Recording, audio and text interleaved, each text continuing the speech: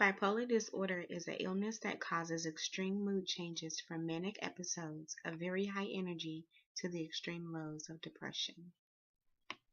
Dealing with this disorder, like how did you parent? Because I know you have two daughters and they're grown now, but raising two daughters and having a husband, how did you manage those relationships and deal with the disorder as well? Actually, my doctors and therapists and everybody was like, they don't know how I did it. But Wow. I guess that was just that extra force, that extra push. Like, especially when they were younger, elementary age, you got hair and getting them ready for school and all those things. And I didn't feel like getting up, but anything that's ever came to my children or my husband or family, I've always just been very resilient. There have been days that I have been at my school, my girls' school for different events and felt like so horrible on the inside. The mood was just not in the right place, but I had to be there. Right. So I would push and push. When it came to those things, I pushed and I became very resilient. And I guess you can also, I wouldn't exactly say suffering in silence. To me, I just call it more of being resilient, just trying to overcome it because I knew at the end of the day, I still had a family to tend to. Right. So they were your push through your low moments to Yeah.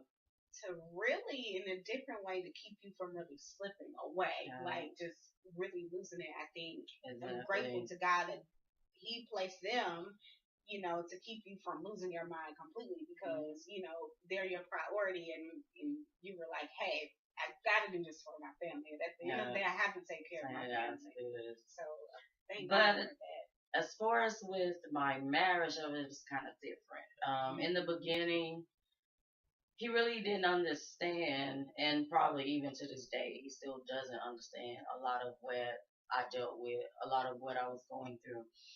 And something that's very hard is to try to sit and have a serious conversation with someone and say, I went to the doctor about X, Y, Z, and this is what, the doctor is thinking may be the problems. And then someone wants to make fun of it, or, it could be one of my days where I was having, one of my manic, and then it would like quickly turn into a very down, depressive time, and he just didn't understand the boundaries of when I was feeling in that mood. Like, and it wasn't like a how can I help? It was more like a what's wrong with you? Right. Like, why do you have attitude? Exactly. And back then, 20 years ago, I didn't know what was wrong. Right. I just knew I didn't know. You know, I'm like, I don't know. I was feeling fine, and then all of a sudden I became very irritable, very touchy.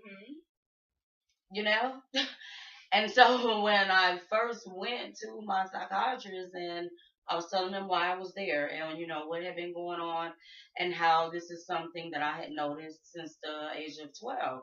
And I was like, I don't know any other way to explain it other than the fact that it feels like something inside of me changing. It feels like I'm a different person. And he said, because at that moment, you are a different person.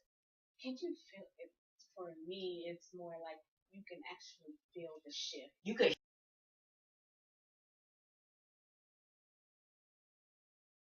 hear it in my voice. Yes, you can feel like, and it was like weird, you ever seen like on one of those movies like where their face like kind of just changed and it's like, and you actually feel like okay, oh my god, and you're like here it goes, you're like here it goes, like you're like here it goes, and you just wish you could reach in and stop it. You wish you could just cut it off. You're like now is not the moment, like no. But you can't, it's like, and whatever it's going to do is going to do, like, and all you can do is, like, I'm sorry, I need a moment because I'm not myself right now. I know. You know, and some people can understand it and some people can't. And I think people that can and people that just wants to be mean to people, I think those are people that you like when it comes to your medical conditions, like they don't even need to be involved. If you're not going to be helpful and supportive and encouraging,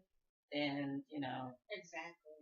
None of that other stuff matters. I think it's important for the family members who are dealing with this issue to just try to be understanding. And, it's not just the attitude problem. Just try to get to know, their triggers and try to get to know how to deal with them when they're in this, because a lot of times it's hard for us to deal with a lot of things around us. So. And to even explain it. Yeah. Because a lot of times you're like, I don't even want this. Right, I don't even want to be feeling like this. I don't even want to be feeling like this. And, and you've got, and it's like, what's wrong with you? What's wrong with you? And you're like, nothing. And it's like, what's wrong with you? And you're like, please, let me get this together because I don't even really know. Right. I just know, and when I explained it to the doctor, I was like, my voice will change. I'm like, I could just, and I guess that is the part that other people can feel in a sense. Like, I guess when they're around you and then your whole tone and everything begins to change and they're like, okay, well, something is going on. But, a mature person is able to understand, like, okay, I'm just going to kind of back off, rather than just to continue to, try and, just push a person's button. And like you said, know their triggers. And a lot of times, especially if, you're, up and you're able to be moving around and doing things and you're having one of those moments, a lot of times all you need is just a little bit of time to just, because I noticed as I got older, it passed a whole lot faster than it did when I was younger. When I was a lot younger, like my early 20s, it could last for hours. But as I began to get older, and then of course as I began to get treatment, it didn't last as long. It didn't last as long. And you kind of learn other ways of the coping, to deal with it, and what to do when you see this, or when you you kind of build the manual to help you cope with living with the bipolar disorder. And I think it's important because if you don't get help, it's only so far you can carry yourself, because it'll get worse. I mean, and you really honestly need to speak with somebody who you'll ruin more than what you know, because in order for you to get to where you're trying to go, you have to speak with somebody who's been there and knows and trained in the field. And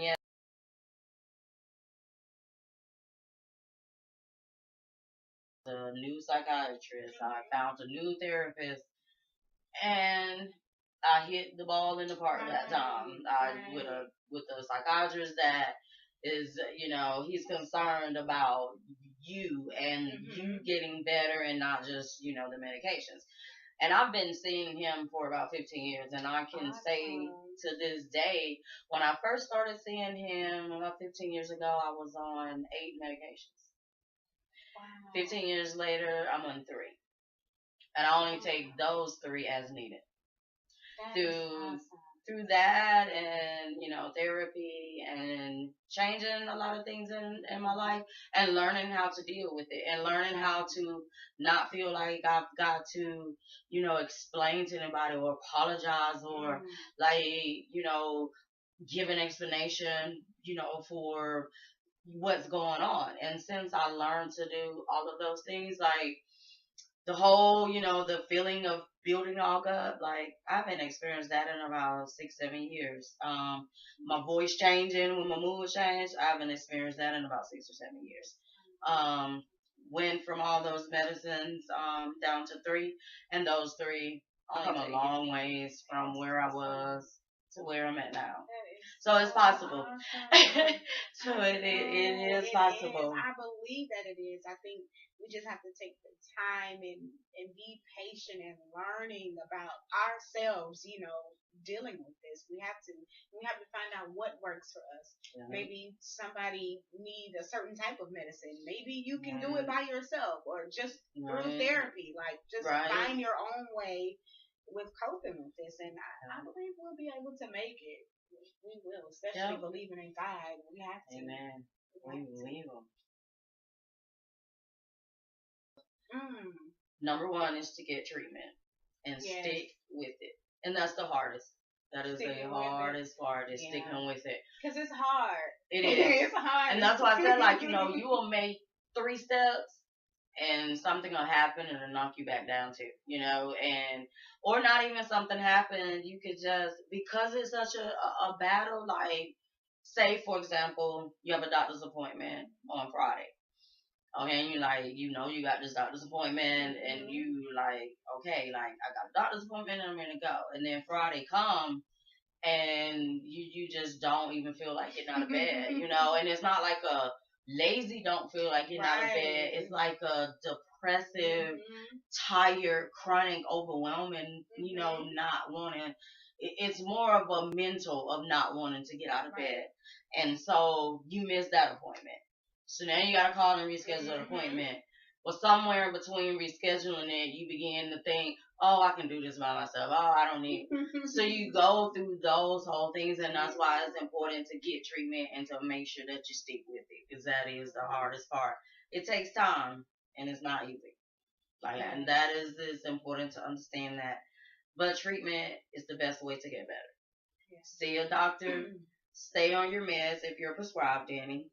Keep a very good eating and sleeping routine. Often sleeping is really hard with people with bipolar. And it's important to keep, insomnia is really bad. So it's important to keep it very schedule. Bad. Exactly. And if even after keeping a very good sleep regimen, that's not working, there are medications that are not, really strong or powerful that you can use for sleep. I know ZQL works. ZQL works for me. Learn how to recognize your mood swings. Be patient about your symptoms, and just know that improvement takes time. Yes. With anything, improvement takes time, and don't give up. Please, whatever you do, never give up. Don't give up.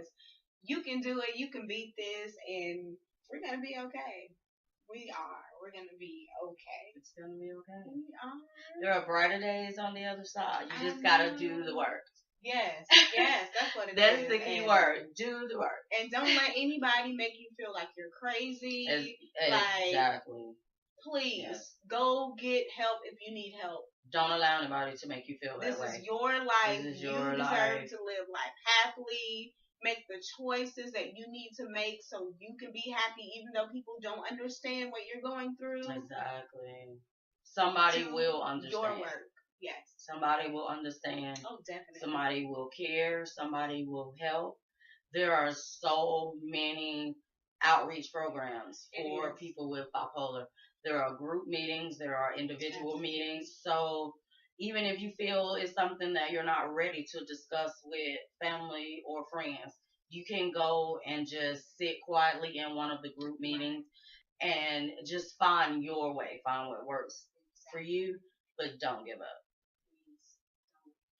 We appreciate you guys. As always, we will see you guys later. Bye. God bless.